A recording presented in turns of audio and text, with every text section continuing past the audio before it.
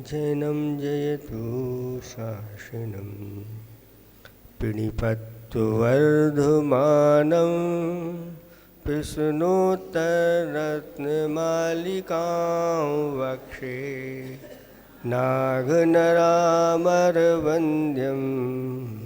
देवं देवाधिपं वीरं। देवादिदेव 1008 कैवल्य कमलापति श्री आदिनाथ भगवान की। देवादिदेव 1008 घाटोल के वासुपूज्य भगवान की जय। देवादिदेव 1008 वर्तमान शासन नायक महावीर भगवान की जय। परम पूज्य 108 आचार्य प्रवर गुरुवर श्री विद्यासागर जी महाराज की जय। परम पूज्य 108 राजर्षि अमोघ वर्ष महामुनिराज की जय। 3 करोड़ करोड़ मुनिराजों की। बोलो परम पूज्य 108 विमल सागर जी महाराज की। बोलो मुनि संघ की।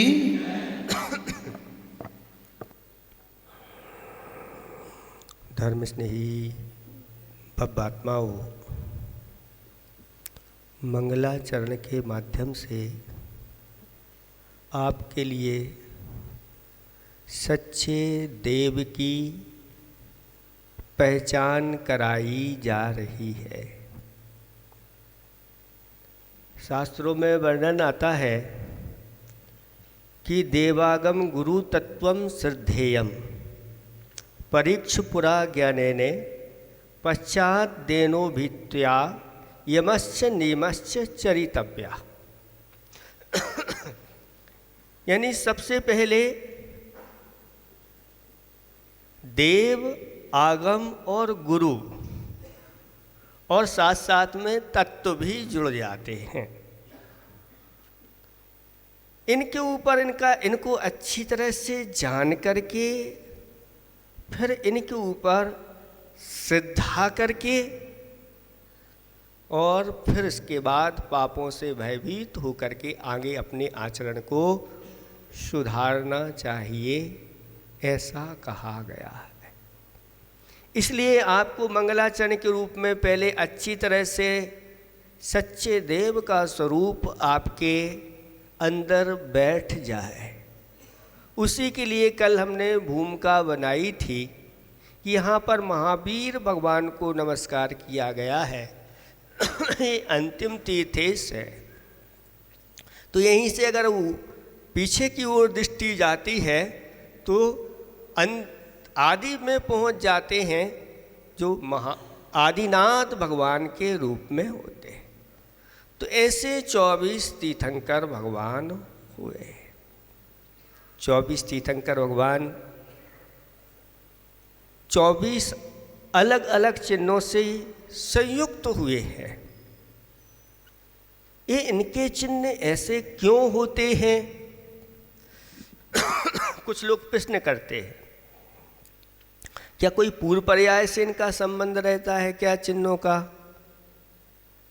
तो कहा पूर्व पर्याय आदि से कोई ऐसा संबंध उनका नहीं रहता।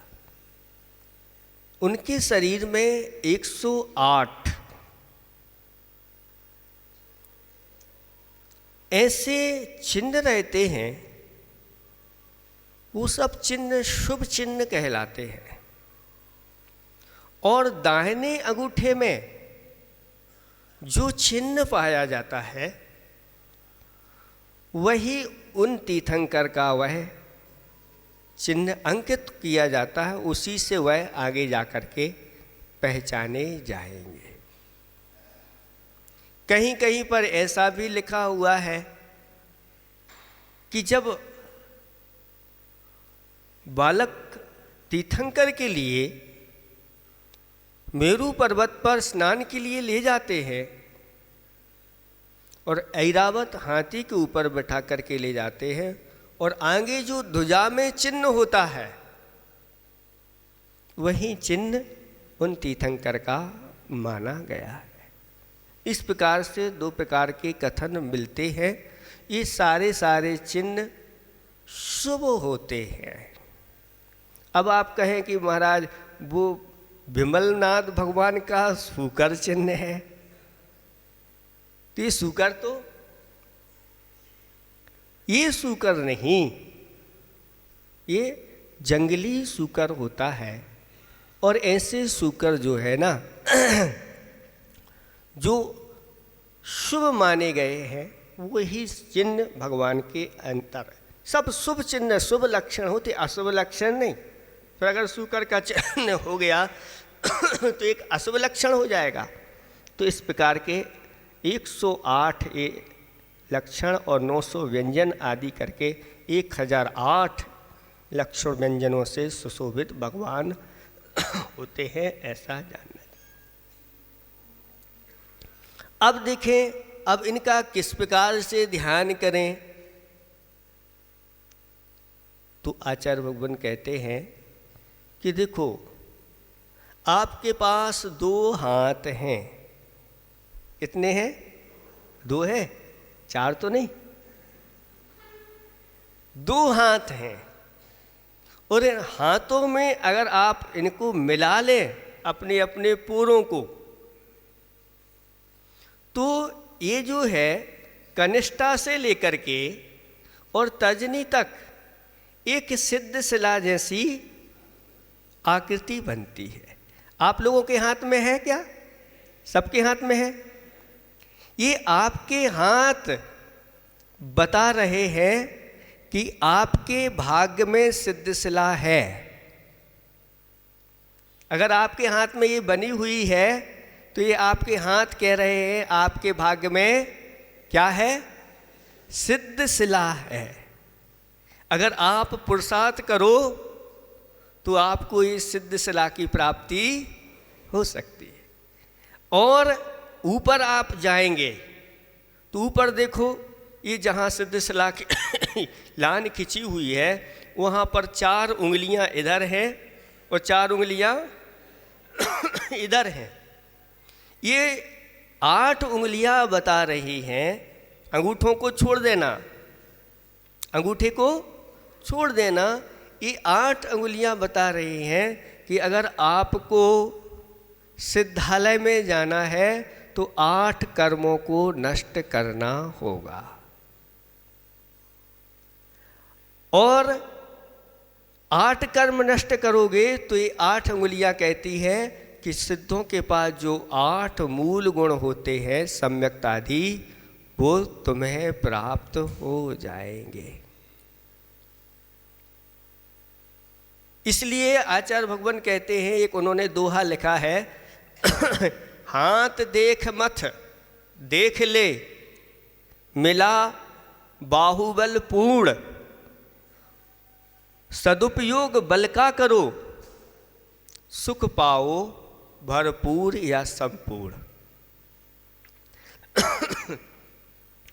हाथ की रेखाएं हम ज्योतिष आदि को दिखाते हैं तो आचार्य कहते ना तो हाथ देखो ना हाथ दिखाओ। अगर देखना है तो इन हाथों का बल देख लो, और इस बल का अगर सही सही सदुपयोग करते हैं तो आपके लिए सभी सुख भरपूर मिलेंगे। तो आपके हाथ में अब किस दृष्टि से देखना है? अब इस दृष्टि से देखो कि ये हमारे हाथ में ये सिद्धालय जैसी रेखा है, यानी हमारे भाग्य में सिद्धालय तो है, लेकिन वो मिलेगा कैसे? तो ये देखो, एक एक उंगली है, एक एक उंगली में 3-3 पोर दिए गए हैं। और कहते हैं कि जो अपने जीवन में ऐसे इन सम्यक दर्शन, सम्यक ज्ञान और सम्यक चारित्र रूपी रत्नात्रय को जो अंगीकार करेगा, उसके लिए वह सिद्धालय मिलेगा। और उस सम्यक दर्शन को प्राप्त करना है तो देखो, ये 8 अंगुली हैं और 8 अंगुली में 3-3 पोर हैं। इन सबको जोड़ दो तो 8 तिरी 24 पोर हो गए। इन 24 पोरों में 24 तीर्थंकर की आप वेदियां बनाओ और इन पर एक एक तीर्थंकर को विराजमान करो। और इसमें 3 खंड हैं, तो 3 खंड का अच्छा मंदिर बनाओ। एक खंड में, नीचे के खंड में 8 हैं, मध्य के खंड में 8 हैं, और ऊपर भी। इस तरह से 24 तीर्थंकर को बिठा करके और फिर उनकी आप वंदना और स्तुति करो। आपका सम्यक दर्शन मजबूत होगा। और जिसका सम्यक दर्शन मजबूत है, तो सम्यक दर्शन के होते ही ज्ञान भी सम्यक ज्ञान हो जाता है। और अगर थोड़ा सा पुरुषार्थ करते हैं तो ये 5 उंगली कहती है कि आपको अपने जीवन में इन 5 पापों को त्याग करके 5 महाव्रतों को अंगीकार करो। अगर वो शक्ति नहीं है महाव्रतों की, तो 5 अणुव्रतों को धारण करो। और 5 दोनों मिला दो तो 10 हो जाते हैं। 10 धर्म की आराधना करके ही यह संसारी प्राणी मोक्ष को पाता है। इस प्रकार से आपके हाथों में बहुत कुछ है। आप अपनी शक्ति को पहचानो और उस शक्ति को पहचान करके उस शक्ति की व्यक्ति आप करिए। और अब क्रम क्रम से आप चाहें तो आप विराजमान करिए। सबसे पहले इधर से दाहिनी ओर से चालू हो जाते हैं, और दाहिनी ओर से चालू होते हुए एक एक तीर्थंकर को विराजमान करो। अब पहले तीर्थंकर की वेदी बनाना है। कितनी बड़ी वेदी बनाओगे? जिस पर 500 धनुष की उनकी काया आ जाए। महाराज इतना सा तो छोटा सा तो है,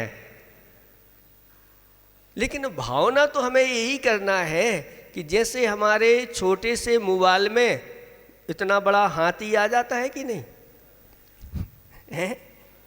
छोटे से मोबाइल में इतना बड़ा हाथी जैसे समाहित हो जाता है, ऐसे ही हमारे इस छोटे से पूर में इतने भगवान समाहित होंगे। तो 500 धनुष की काया वाले। लेकिन सबसे पहले इनका जन्म कहाँ हुआ?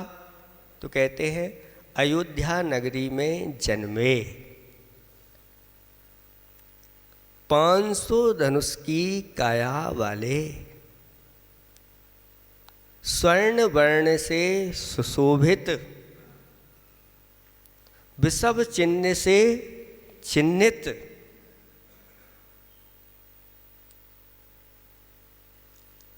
चार घातिया कर्मों से रहित, 46 गुणों से सहित, 18 दोषों से रहित, अष्ट प्रातिहारी से सहित,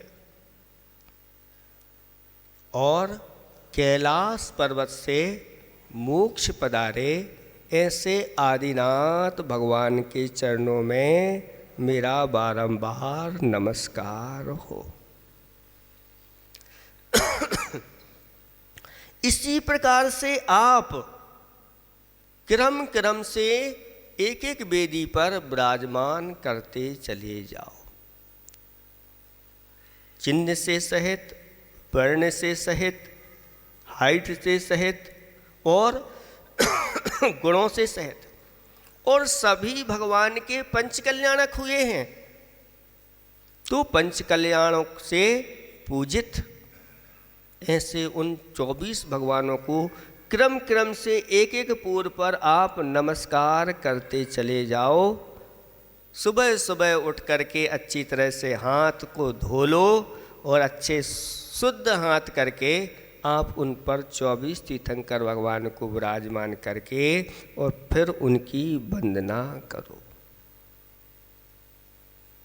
और अगर आपको कोई स्तुति आती है तो स्तुति पढ़ लो, नहीं आती है तो सिर्फ नाम से स्तुति कर लो एक साथ।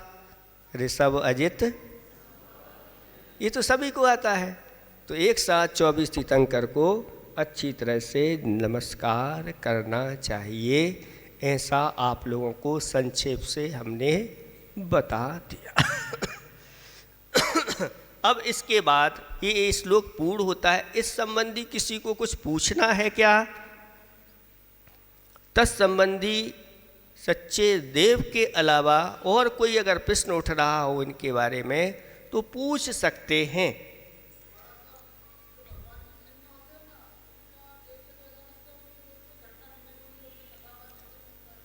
ऐसा नहीं अपन को लगाना, इसके बारे में अभी शुरुआत में ही बता दिया कि कुछ ना कुछ इनका। तो फिर अब कमल का चिन्ह देखेंगे तो ये पहले पूर्व में कमल होंगे, ऐसा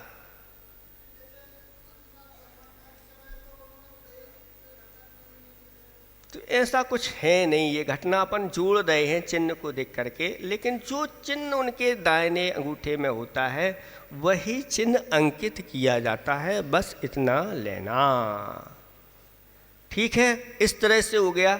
इसका एक हम हिंदी में पद्यानुवाद है, इसी श्लोक का हिंदी में पद्यानुवाद है। इस पद्यानुवाद को हम पढ़ लेते हैं। पूरी विधि हमने बताई नहीं है, वह समय इसमें लग जाता। ये विधि का हमने आपको सिर्फ एक नमूना बता दिया कि कैसे आदिनाथ भगवान को जो जो चीज़ हमने आपको बताई हैं उनको करके आप विराजमान करने का प्रयास करेंगे। नहीं बनेगा तो हम फिर पुनः बता देंगे। देखो, ज्ञानोदय छंद हिंदी में पढ़ रहे हैं, इसी का अर्थ आपको पहले श्लोक का अर्थ समझ में आया। देव मनुज पशु नाग सभी से वंदित दिव्य स्वरूप सदा, परकित विधिकृत बाधाओं से डिगे नहीं जो वीर कदा। देवों के भी देव बने जो वर्धमान केवल ज्ञानी, उन्हें नमन कर प्रश्न बना कर उत्तर देता मैं ध्यानी। इसमें ये कहा गया है कि जो देव मनुष्य पशु नाग आदि सभी से बंधित हैं दिव्य स्वरूप जिनका है, और जो परकित विधिकृत कर्म संबंधी भी और परकित जो बाधाएं हैं उनसे कभी डिगे नहीं, ऐसे वीर भगवान जो देवों के भी देव बने हैं सो देवादि देव कहलाते हैं। ऐसे वर्धमान केवल ज्ञानी उन्हें अच्छी तरह से नमन करके प्रश्न बना करके मैं उनको उत्तर दूंगा। इसलिए मैं ये प्रश्न उत्तर रत्न मालिका कहूँगा, ऐसी यहाँ पर प्रतिज्ञा की गई है।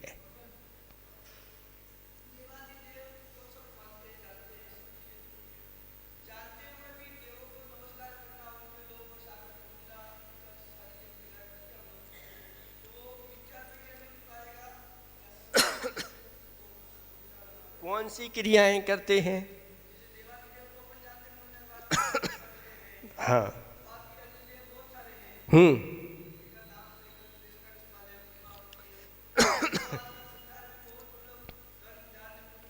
ये सब हमने आपको बता दिया। देवादि देव सच्चे भगवान का स्वरूप क्या है। सच्चे भगवान तो बस वीतरागी सर्वज्ञ हेतुपदेशी है। बस अब आपको प्रश्न आपका सब यहीं समाप्त। सच्चे भगवान इनकी आराधना अगर आप करोगे तो आपको अंदर से सम्यक दर्शन प्रकट होगा, आपके जीवन में धर्म आएगा। और भय से, स्नेह से, लोभ से आदि आदि अन्य की आराधना करोगे तो आपके अंदर से सम्यक दर्शन चला जाएगा। इसलिए शास्त्रों में स्पष्ट वर्णन आया कि भयासा स्नेह लोभाश्च, इनसे माध्यम से आप उनकी ना तो विनय करना ना उनको प्रणाम करना। जो सम्यक दृष्टि होता है वो इस प्रकार से नहीं। अगर करते हैं तो सम्यक दर्शन में, कोई के पास सम्यक दर्शन है तो दोष लगता है या फिर उसका सम्यक दर्शन ही चला जाएगा।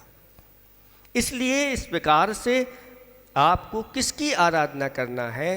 देखो, जिनालय में भगवान के भक्तगण देवगण भी रहते हैं, और वो देवगण भगवान की पूजा आराधना करने के लिए रहते हैं, और साथ साथ में जो भगवान की पूजा आराधना कर रहे हैं उनको भी देखते रहते हैं कि कौन सम्यक दृष्टि है और कौन इस प्रकार से है। वो देखते रहते हैं, ये सच्चे भगवान का भक्त है, इनकी आराधना करता है। तो वह, क्योंकि अगर वो भगवान के सच्चे आराधक हैं तो वो भी सम्यक दृष्टि होंगे, और वो भी किसी की और अन्य देवी देवताओं की आराधना नहीं करते। जब वो नहीं करते तो फिर आप कैसे करेंगे। वो सिर्फ सच्चे भगवान की ही आराधना करते हैं। इसलिए जिनालय में ये सब चीज़ें रहती हैं, और जिनालय में अगर देवता लोग हैं तो अगर आप वहाँ से जा रहे हैं तो शास्त्रों में वर्णन आया है कि निश्चय ही कहते हुए आप अंदर प्रवेश करिए।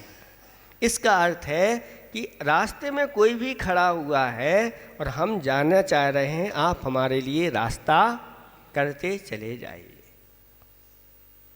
इसलिए और कहीं ऐसा शास्त्रों में नहीं आया कि सबसे पहले आप कोई मान लो दरवाजे पे बैठे हो तो उनको पहले नमस्कार करो फिर अंदर, ऐसा कहीं भी शास्त्रों में वर्णन नहीं आया। इसलिए वो भी आपकी परीक्षा करते रहते हैं कि आप कैसे हैं, सच्चे भक्त हैं कि नहीं। और सच्चे भक्त नहीं है तो फिर इधर उधर आप, मतलब आपको भगवान की भक्ति के ऊपर, भगवान के ऊपर आपको पूरा भरोसा नहीं है। इसलिए भगवान का स्वरूप समझ लो, क्योंकि ये भगवान वीतराग भगवान है। कुछ लोग कहते हैं वीतराग भगवान है, उनके पास तो कुछ भी नहीं है, वो क्या देंगे। कहते हैं जो वो देते हैं दुनिया में कोई उसको दे नहीं सकता। इनकी आराधना करने से वह निश्रेय सुख और अभ्युदय सुख दोनों प्रकार, संसार के सुख उसके सब श्रेष्ठ सुख मिलते हैं, और अंत में जाकर के मोक्ष का सुख मिल जाता है। यहाँ तक कि भगवान अपने जैसा उसको बना लेते हैं। जिसने जीवन पर्यंत भगवान की पूजा, अभिषेक, आराधना की, स्तोत्र आदि पढ़े, बहुत जल्दी वह भगवान बन जाता है। भगवान की ऐसी हमारे ऊपर कृपा हो जाती है। और जो भगवान को छोड़ करके लोभ लालच में आकर के अन्न को इस प्रकार से मानता है तो फिर उसको वैसा ही मिलता है, यानी संसार का परिभ्रमण उसका चलता रहता है। संसार के परिभ्रमण से बचना है, संसार के दुखों से बचना है, तो ये आपको अच्छी तरह से सच्चे शास्त्र का, सच्चे देव का स्वरूप समझ लेना चाहिए।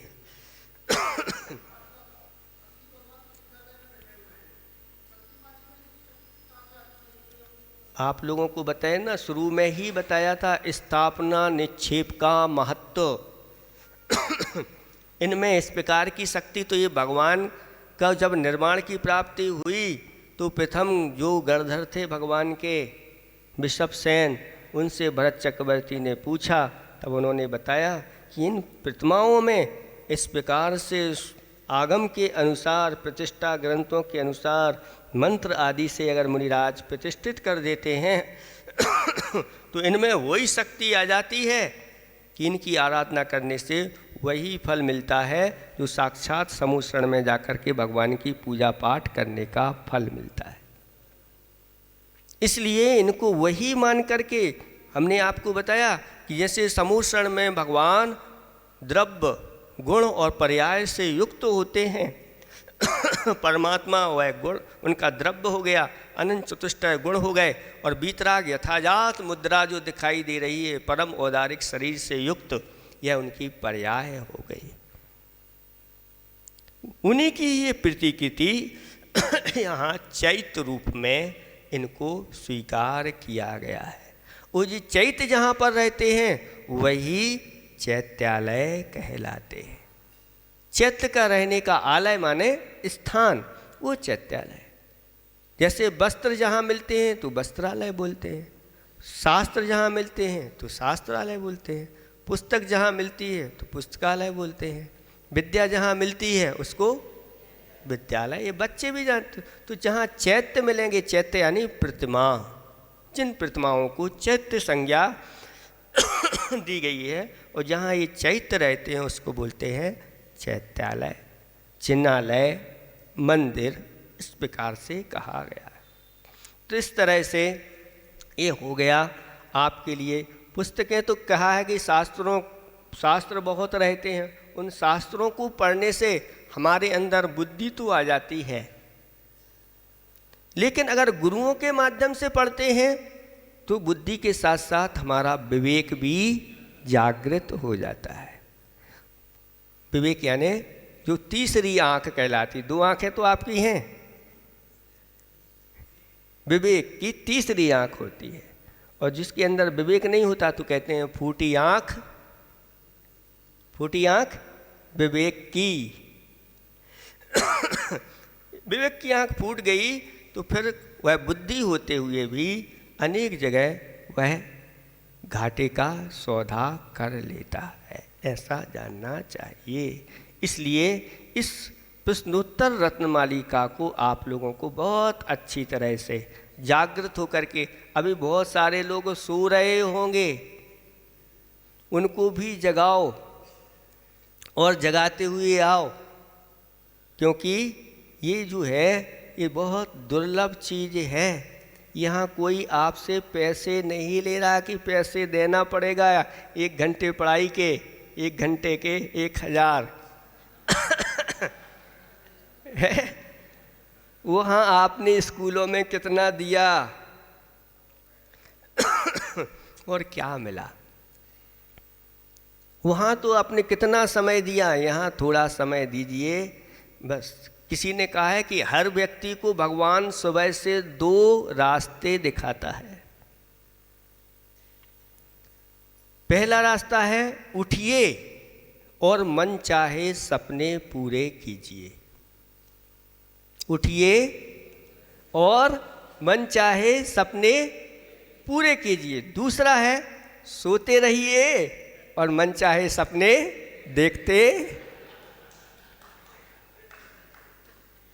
सोते रहो और मन चाहे सपने देखते रहो, लेकिन सपने पूरे तो जब होंगे जब आपकी विवेक की आँख खुलेगी, और इस प्रकार से आप आगे बढ़ेंगे। इस तरह से पहला हो गया। अब आगे देखें, दूसरे नंबर का आता है, कह खलु नालं क्रियते, कह खलु नालं क्रियते दृष्टा दृष्टार्थ साधन पटीयान, दृष्टा दृष्टार्थ साधन पटीयान, कंठस्थितिया विमलप, कंठस्थितिया विमलप, प्रश्नोत्तर रत्नमालिकया, कह खलु नालं क्रियते दृष्टा दृष्टार्थ साधन पटीयान, कंठस्थितिया विमलप, प्रश्नोत्तर रत्नमालिकया। पढ़ो।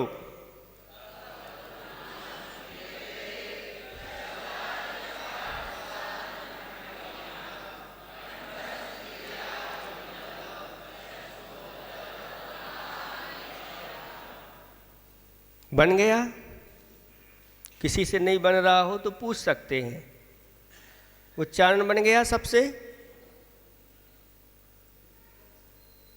बन जाएगा। ये विमलप यानी संयुक्त अक्षर आ रहा है आगे। संयुक्त अक्षर आने से जो पूर्व में ह्रस्व अक्षर होता है वह ह्रस्व अक्षर सामने संयुक्त अक्षर से जाके टकराता है, यानी सुराघात होता है। और वह स्वराघात होने के कारण से उसका जो अंतिम स्वर होता है पूर्व अक्षर का, आगे जा कर के वह व्यंजन से टकरा जाता है, तो फिर वह उस अक्षर को दीर्घ गिना जाता है, यानी 2 मात्राएं उसकी गिनी जाती है। और अगर आप संयुक्त नहीं पढ़ोगे तो उसकी दीर्घ नहीं हो पाती। फिर भी कहीं कहीं पर ऐसा कहा गया है कि पाद के अंत में अक्षर कहीं अगर आवश्यकता हो तो उसको दीर्घ मान लिया जाता है। इसलिए ये संयुक्त अक्षर पढ़ने की विधि है। ये संस्कृत में जहाँ भी छंद होते हैं उनको संयुक्त अक्षर मिला करके पढ़ना चाहिए। सूत्रों में ऐसा कोई नियम नहीं है। ठीक है, अब देखें क्या कहा जा रहा है, पहले इसका अर्थ समझें। कहा माने होता है कौन, खलु, खलु यानी निश्चय से या वास्तव में।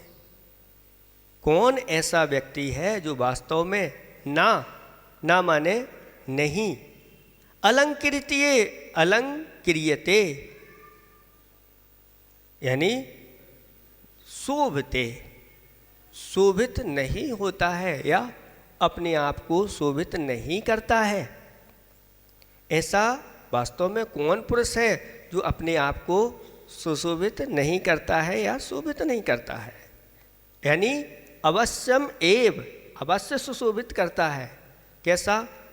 दृष्ट अदृष्ट साधन पटियान।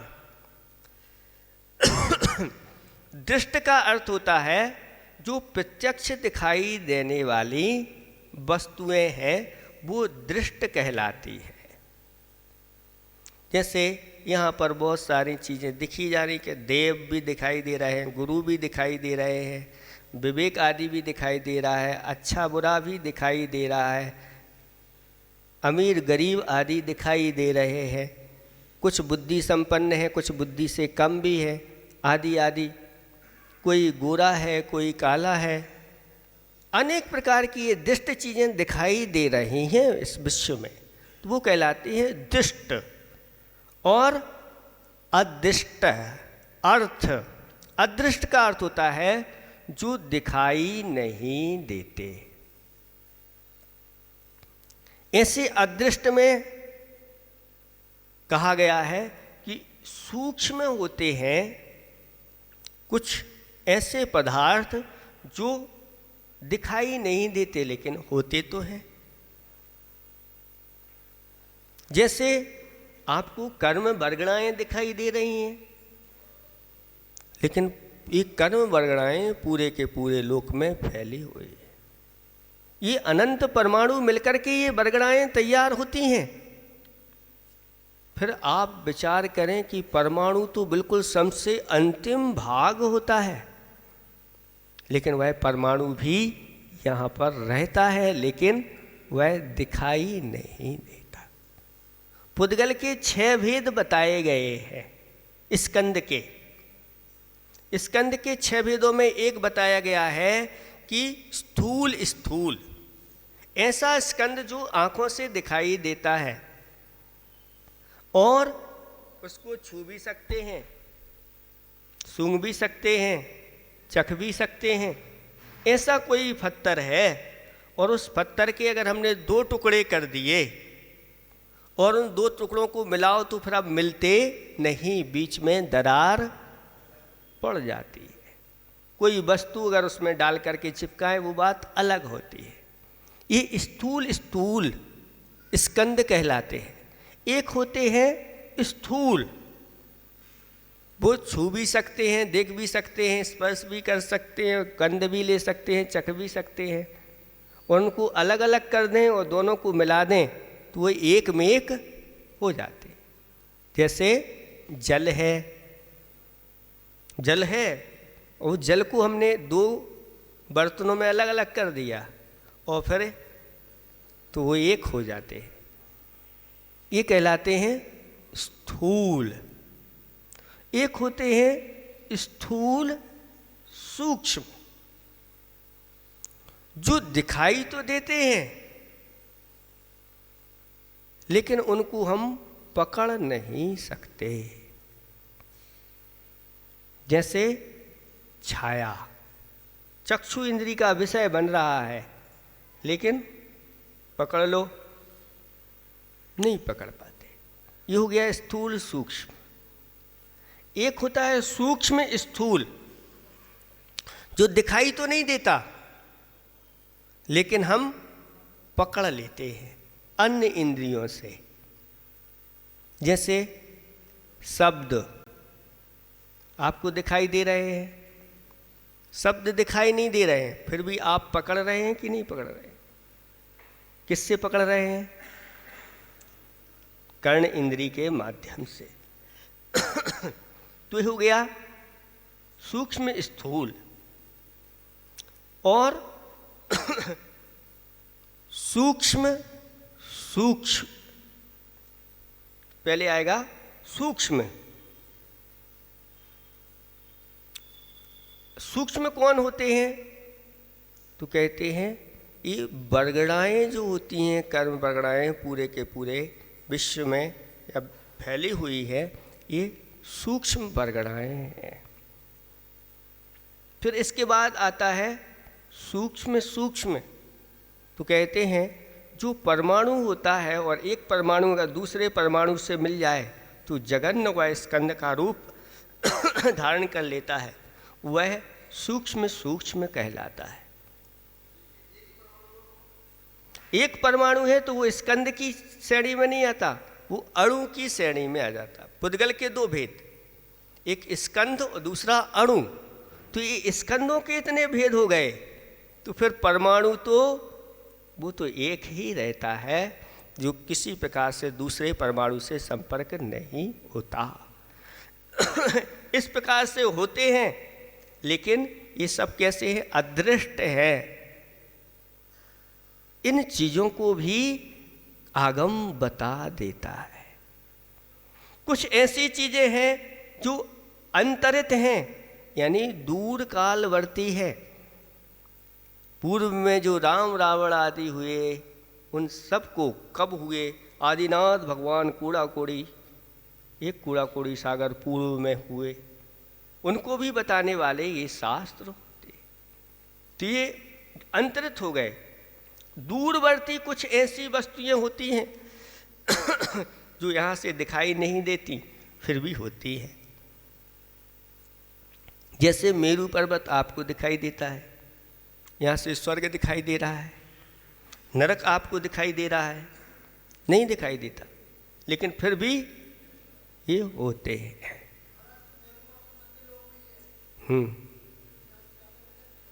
हैं? ये पृथ्वी पर ही है। इसके बारे में थोड़ा सा अपन समझ लें। ये दृष्ट और अदृष्ट पदार्थ क्या होते हैं? तो प्रत्यक्ष और परोक्ष पदार्थ।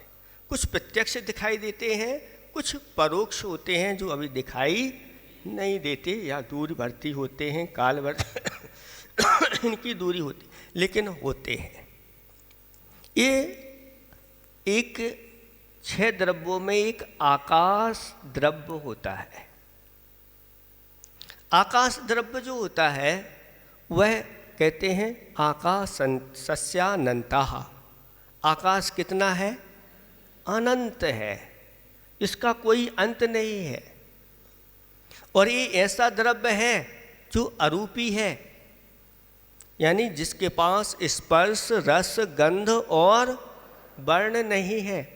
जो आपको दिखाई दे रहा है, इस आकाश की बात नहीं चल रही है अच्छी तरह से, नहीं तो उस दृष्टि सब लोगों की कि जो दिखाई दे रहा है उस आकाश की बात कर रहे हैं।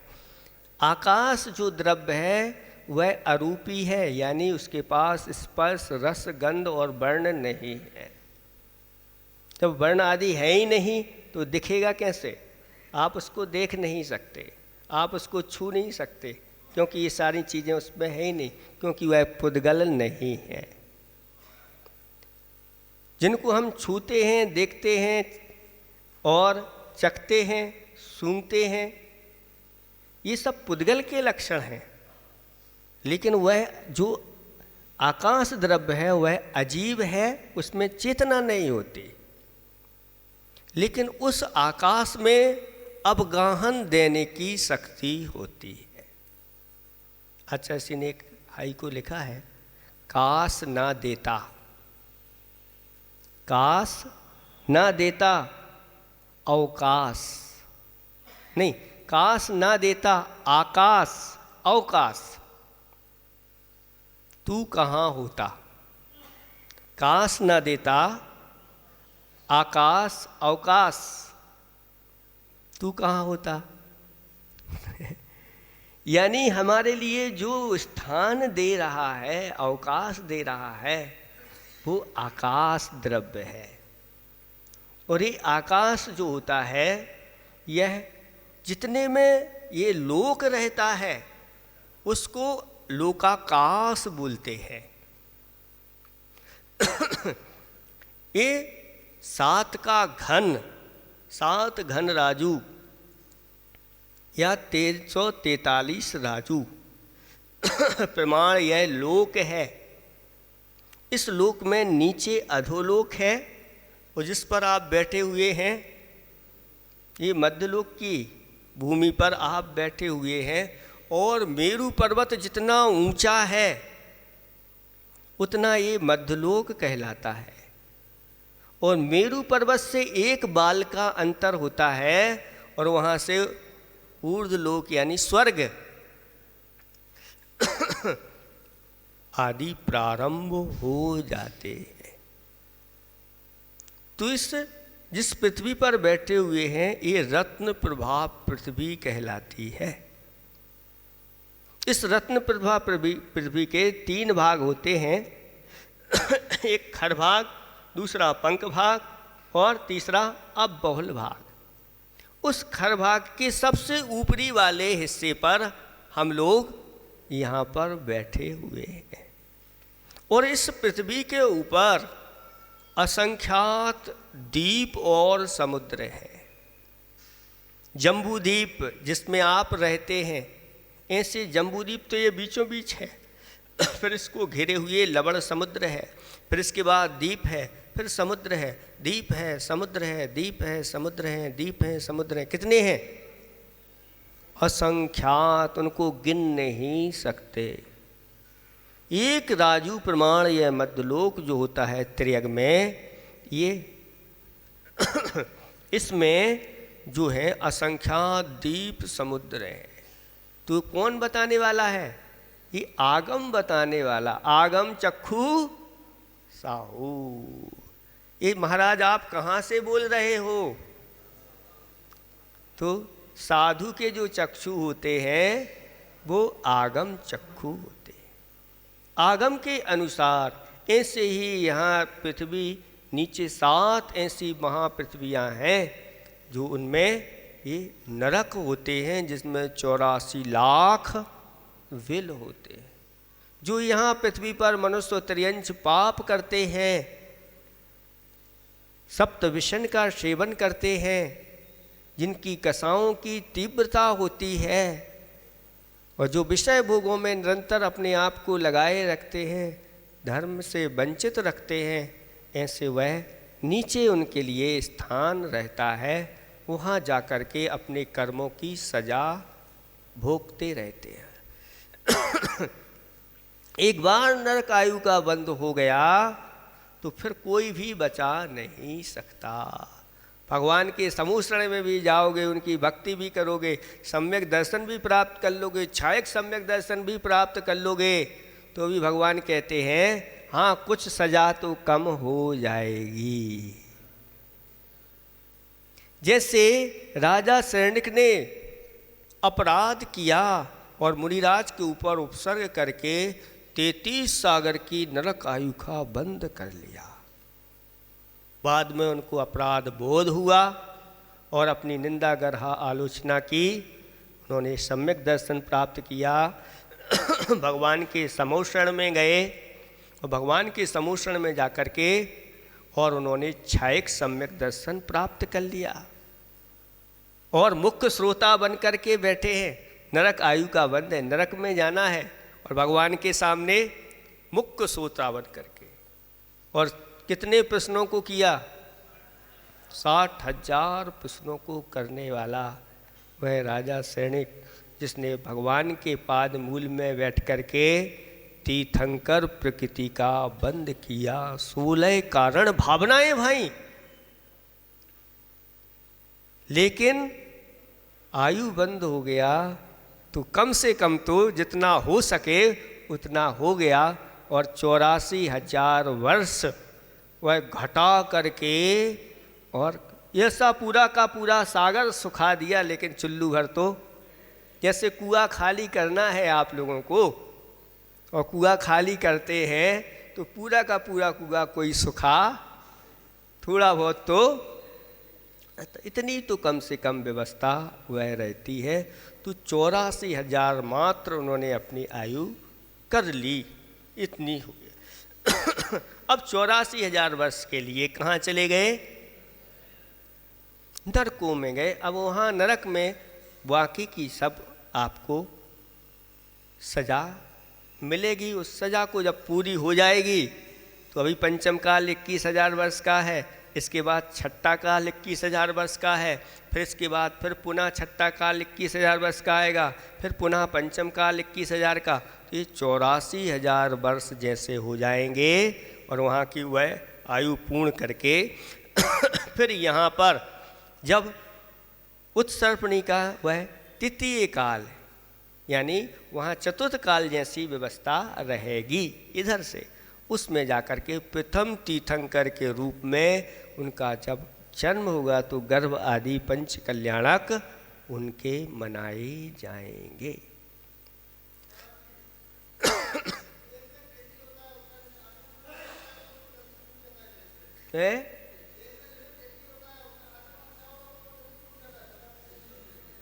तेल में, अच्छा जेल में, हम तेल में समझ रहे।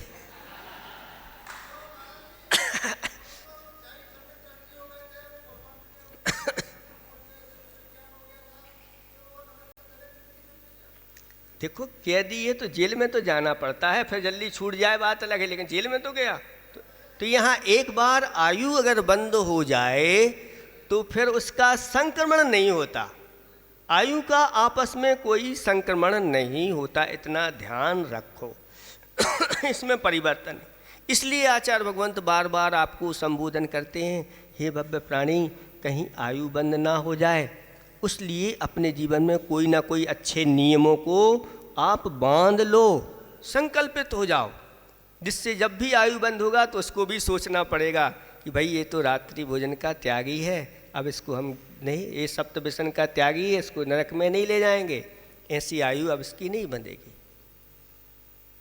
इसलिए आचार्य भगवंतों ने कहा अगर 3 आयुओं का बंद हो गया है तो आप अणुव्रत महाव्रत नहीं ले सकते।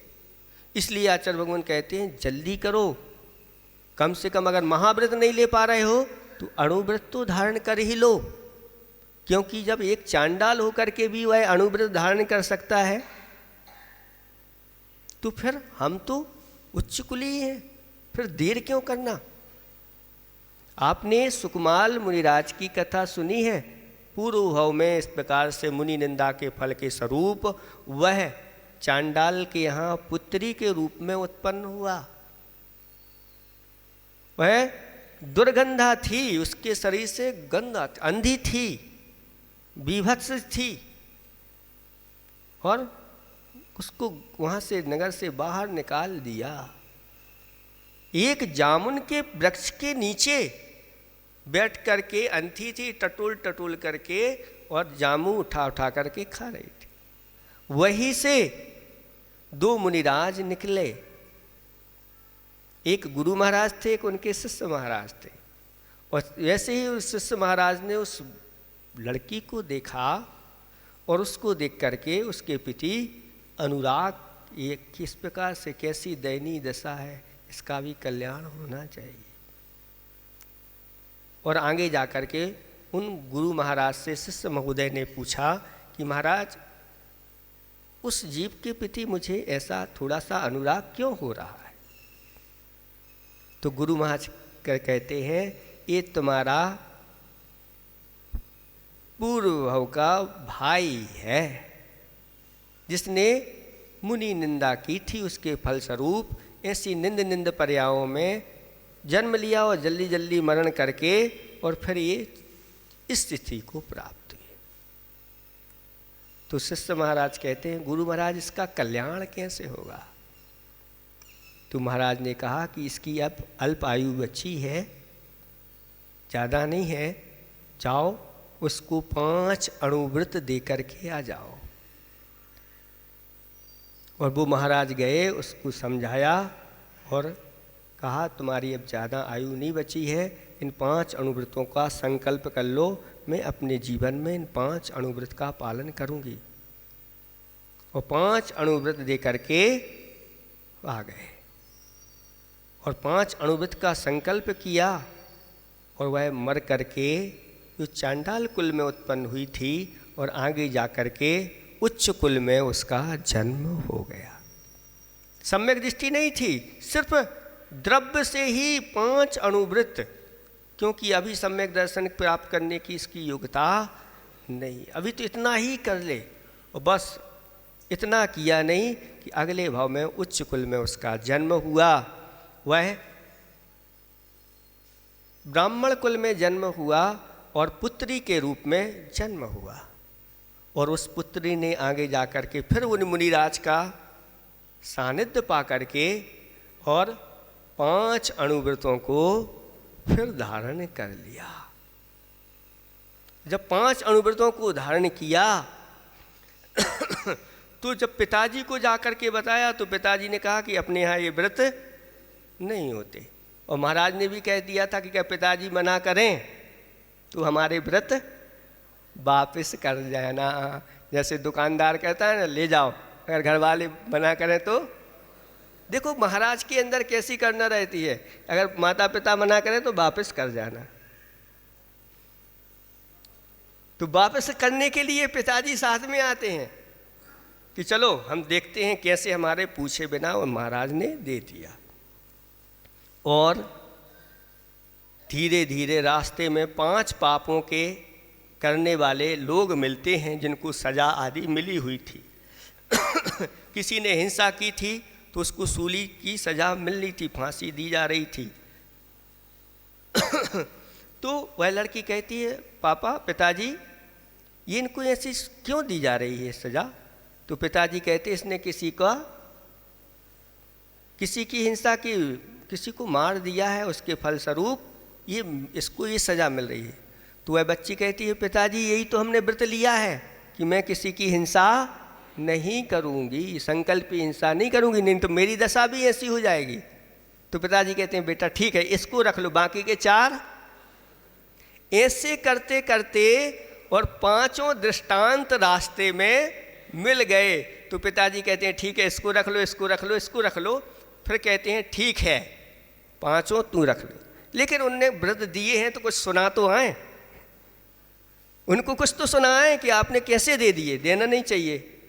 और वह वहाँ पर पहुँच जाता है। महाराज तो अवधि ज्ञानी थे और वह कहते हैं कि ये मेरी बेटी है। महाराज ने कहा ये कौन की बेटी है? वो कहता है हमारी बेटी नहीं, ये मेरी बेटी है। महाराज ने कहा ये मेरी बेटी है।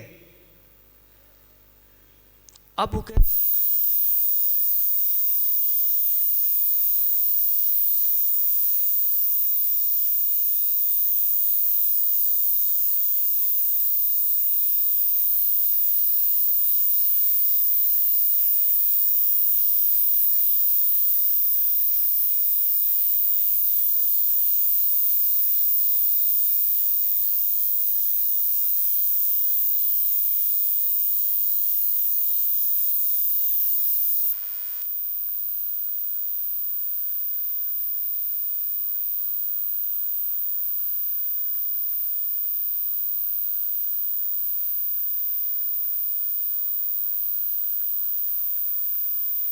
सारी चीज़ें सामने रख दी, पूर्व का अतीत कि ऐसी मुनि निंदा के कारण से ऐसा ऐसा हुआ। तब उस पुत्री ने आरिका के व्रत धारण कर लिए। राजा महाराजाओं ने भी अणुव्रत धारण कर लिए, उसके पिता ने भी, सबने सबको लाइन पर लगा दिया। ये अवधि ज्ञान के माध्यम से ऐसे ऐसे काम हो जाते हैं। और उस आदिका ने ऐसी साधना की कि अंत में समाधि मण करके 16वें स्वर्ग में जा करके वह देव रिद्धिधारी देव पद को प्राप्त हो गए और वहाँ से आकर के सुकमाल के रूप में उनका जन्म हुआ। तो ये है इन अणुव्रतों का प्रभाव। इसलिए आचार्य भगवान कहते हैं देर नहीं करो। हम संसार के कार्यों के लिए तो कितना पुरुषार्थ करते हैं, एक मकान बनाने के लिए कितना करते हैं, एक दुकान खोलने के लिए कितना करते हैं, बच्चों की परवरिश करने के लिए कितना करते हैं। अपने लिए क्या कर रहे हो? कहीं आयु बंद हो गया तो हमारी क्या दशा होगी। इसलिए जल्दी से जल्दी अणुव्रतों को अंगीकार कर लेना। तो ये बताया जा रहा है आपको कि कुछ ऐसे भी दिष्ट और अदृष्ट पदार्थ हैं जो नीचे नरक हैं और ऊपर स्वर्ग हैं, और इस पृथ्वी पर बहुत सारे दिव्य समुद्र आदि आदि हैं। वहीं पर ये मेरू पर्वत होते हैं, वो अभी दिखाई नहीं दे रहे हैं, यहाँ से विदेश क्षेत्र दिखाई नहीं दे रहा है। लेकिन जो शास्त्रों का स्वाध्याय अध्ययन आदि करता है उसको सब चीज़ें ये दिखने लगती हैं बैठे बैठे ही यहाँ से। तो ऐसे दृष्ट और अदृष्ट साधन यानी पदार्थों को जो साधन करने में चतुर है, ऐसा कौन पुरुष होगा जो कंठस्थितिया विमल प्रश्नोत्तर रत्न मालिकया। जो विमल प्रश्नोत्तर रत्न मालिका है, विमल का अर्थ होता है निर्दोष निर्मल, ऐसी प्रश्नोत्तर रत्न मालिका को कंठस्थितिया अपने कंठ में धारण नहीं करेगा, या अपने कंठ में धारण करके अपने आप को सुशोभित नहीं करेगा, अर्थात वह करेगा। यहाँ पर वहाँ पर आपको सच्चे देव का स्वरूप बताया जा रहा था, अब यहाँ सच्चे शास्त्र का स्वरूप आपको बताया जा रहा है कि जो सच्चे विमल यानी निर्दोष ग्रंथ होते हैं, उन ग्रंथों के माध्यम से हमें दृष्ट यानी प्रत्यक्ष और अदृष्ट यानी परोक्ष वस्तुएं सब दिखने लग जाती हैं। कहाँ पर क्या वस्तु है वो सब आगम के माध्यम से, सरस्वती की कृपा से बैठे बैठे हम तीनों लोकों की यात्रा कर सकते हैं। तीन लोक में कहाँ कहाँ अकृत्रिम चैत्यालय हैं। अगर एक बार उनको सबको आप जान लो और बुद्धि में बिठा लो तो बस आंख बंद करते ही आप उन सब की यात्रा करने के लिए निकल पड़े जाओ। डिट्ठी मग्गो। एक बार अगर हमने उसके बारे में जान लिया या उसको हमने देख लिया तो फिर बैठे, जैसे शिखर जी की यात्रा आप लोग करते हैं, तो जिन्होंने शिखर जी की यात्रा की है वह बैठे बैठे ही यहीं से शिखर जी की यात्रा कर सकते हैं। ये सब बताएंगे, अभी तो अभी शुरू चल रही है ना, जहाँ जहाँ जो प्रसंग आएंगे आपको सारी चीज़ें आपको बताई जाएंगी। आप नरकों के बारे में कहोगे तो नरकों के बारे में जहाँ प्रसंग आएगा, स्वर्ग कैसे होते हैं उनके बारे में भी बताया जाएगा, इस पृथ्वी में किस प्रकार से होते हैं, कहाँ कृत्रिम अकृत्रिम चैत्यालय जिनके हम अर्घ्य चढ़ाते हैं, महाराज बताओ तो कहाँ पर कैसे हैं, उन सबको भी आपको जब बताएंगे तो आपको वो सारी चीज़ें अर्घ्य महाअर्घ्य चढ़ाते समय दिखने लग जाएंगी।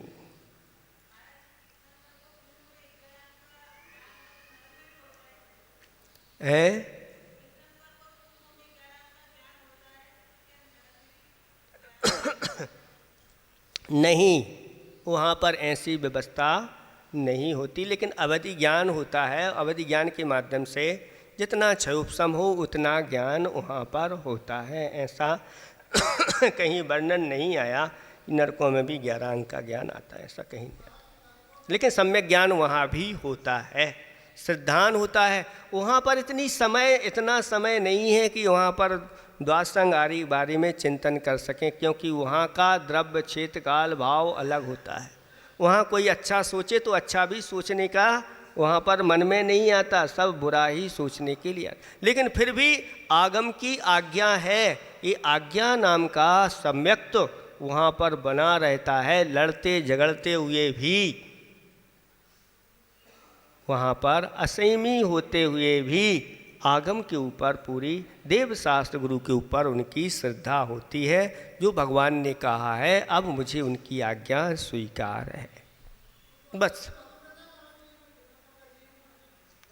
अवधि ज्ञान से जान सकते हैं, इसमें कोई बाधा नहीं। जानना चाहें तो मैं क्या था थोड़ा, लेकिन अवधि ज्ञान भी उनका सबका सीमित तो होता है। ऐसा देव लोग जाकर के भी ऐसे उन लोगों को संबोधन करते हैं वहाँ पर जाकर के, और अवधि ज्ञान आदि के माध्यम से बता सकते हैं, जानकारी दे सकते हैं। दें ये कोई ज़रूरी भी नहीं है, ऐसा कहा गया है। इसलिए यहाँ पर देखो, यहाँ पर जोर ये दिया जा रहा है कि इस प्रश्नोत्तर रत्नमालिका के 29 श्लोक आप लोगों को कंठस्थ करना है।